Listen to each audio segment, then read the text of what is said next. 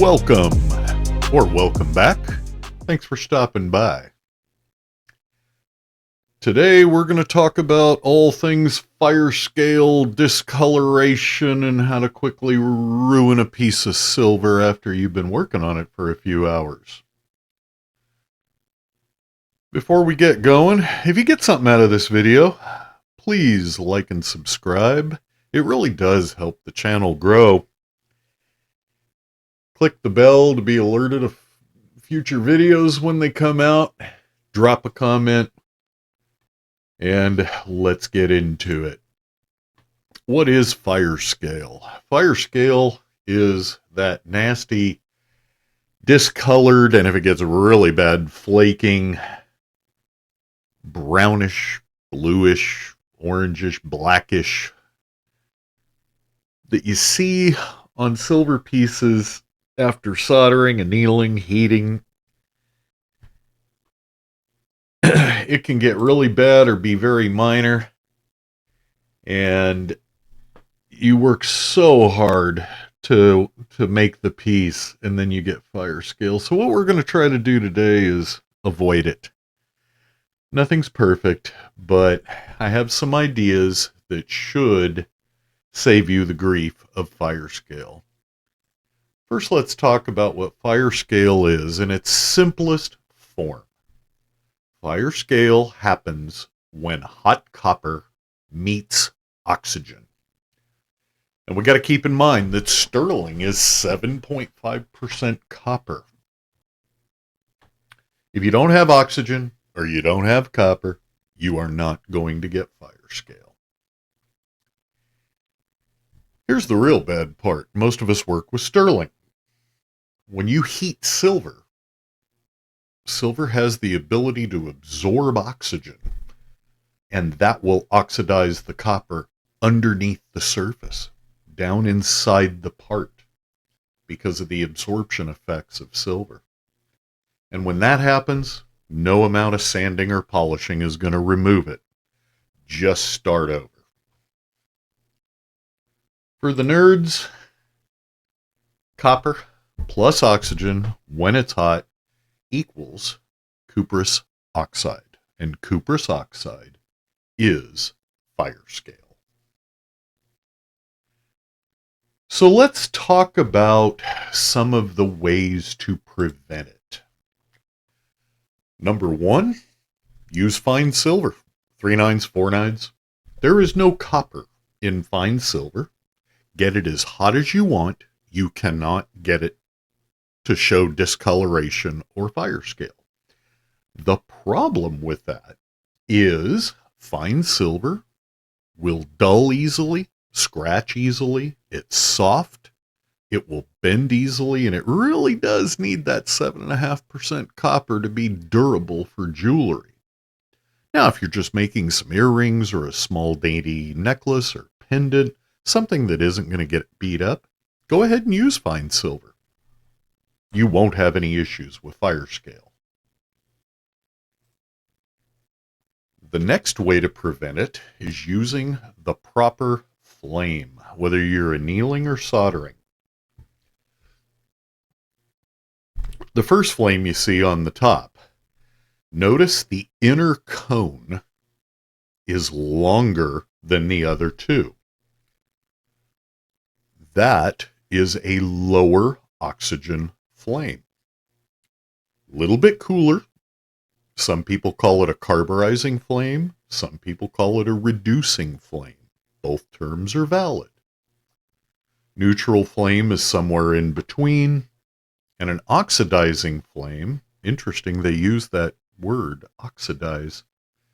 That's a high oxygen and flame. You can adjust that inner cone by adding more or less oxygen on your torch. So if you want to avoid fire scale, go somewhere between a neutral flame and an oxidizing flame. Sure, take a little longer to heat up. You'll use a little less oxygen, bonus. But it will not introduce as much oxygen to the part that you're working on if you use neutral to reducing or carburizing longer inner cone.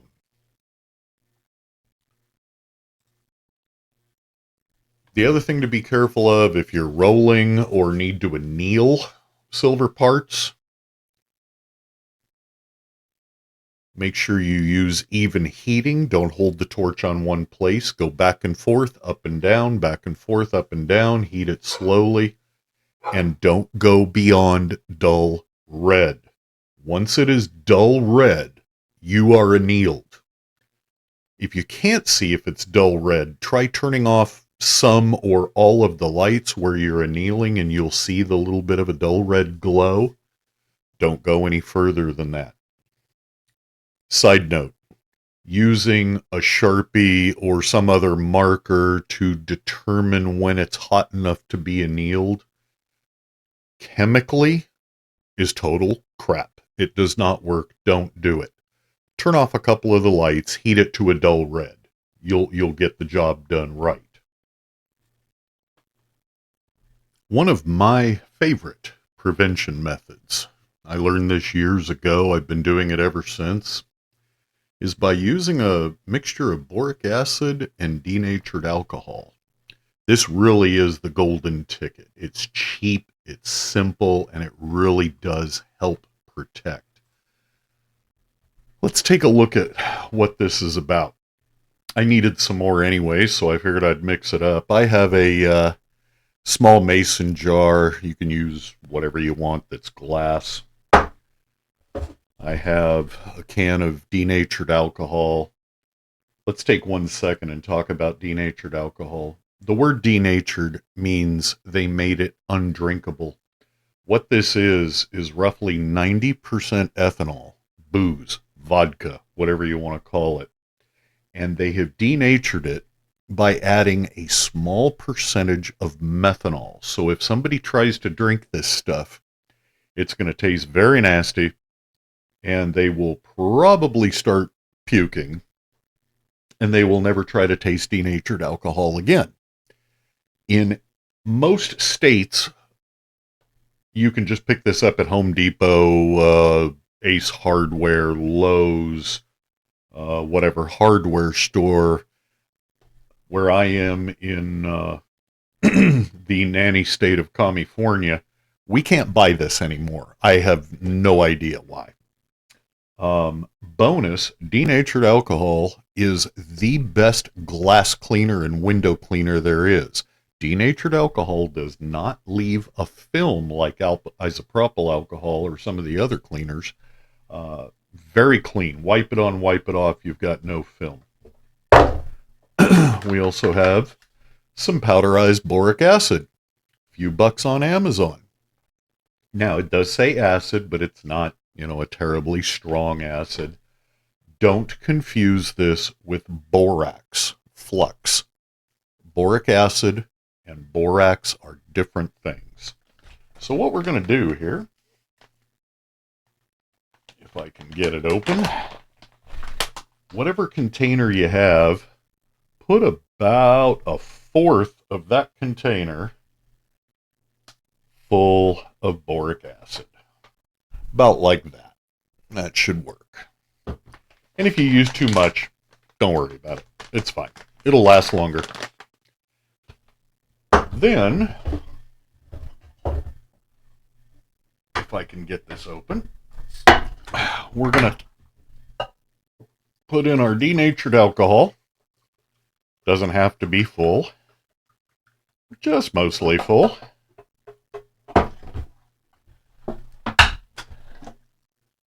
And then we're going to mix it up. Now, it will not dissolve completely. That's perfectly okay. Give her a good shake. Get everything wetted. And it'll take a while to settle, but you can see it all floating around in there. And that's a beautiful thing. As the denatured alcohol evaporates, if you still have boric acid in the bottom, just add a little more denatured alcohol to this container. No problem. This should last months and months. If you're a slower, less busy silversmith, it may last you a year or two. Now, how do we use this stuff? Let me emphasize, well-ventilated area. Alcohol fumes are not good. What we do, I just happen to have a little part here that I will pretend is something I was working on. We'll pretend it's a back plate for a cabochon or something. Every time you use this, you shake it up well before you open it, and then we swish the part around in it. Stir it up a bit. This also does not inhibit soldering or fluxes. You're totally safe to use both. I'm going to cover this and get the container way out of the way here. And at our soldering bench, then we light it to dry it. And you'll notice the boric acid has kind of a really cool green glow. Once it's dry, you'll notice a white film on it. Don't rub it off or clean it off. That is going to provide the barrier against the oxygen in the flame in your torch and help protect against fire scale. If you were going to solder another piece onto it, like a bezel for a cabochon or something, you could swish that piece around, put it on, drop your flux, solder.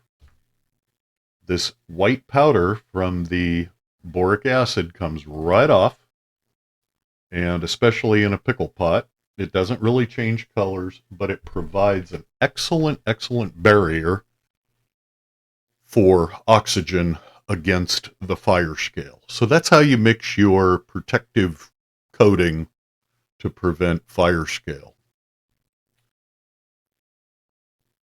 With all those options, let me say that you can use one method or all at the same time. It's totally up to you. Nothing is perfect. You can still heat it up to the point where you'll get fire scale. It takes some practice, but use the methods that I've described, make them part of your normal practice, and you will get far less fire scale. Your post-pickle cleaning, polishing is going to be so much quicker, easier. Your pieces will look better, and that prevents fire scale. Okay.